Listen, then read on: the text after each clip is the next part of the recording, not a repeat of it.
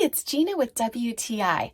Look how amazing our ceiling and walls look with this Lareko wallpaper. I specifically wanted to use this on our slide out ceiling because it seems like we're just always getting marks and different colors when I would try to touch up the paint, and it just always looks so terrible. Look how horrible it is.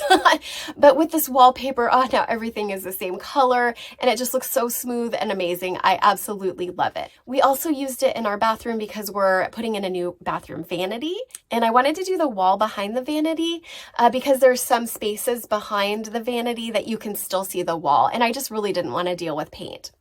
This was so easy to apply. I love that it's peel and stick, so you can put it on and then remove it again to make sure that your lines are straight and to really get it lined up wherever it is that you need. It also has a little bit of texture to it, and I like that because then it's not just a plain background, and it does help to hide the little imperfections that we didn't sand out before we applied the wallpaper. Overall, I'm just really pleased with how well this wallpaper looks, how it's really brightened and freshened up our RV, and just how easy it was to apply. And that's my point of view.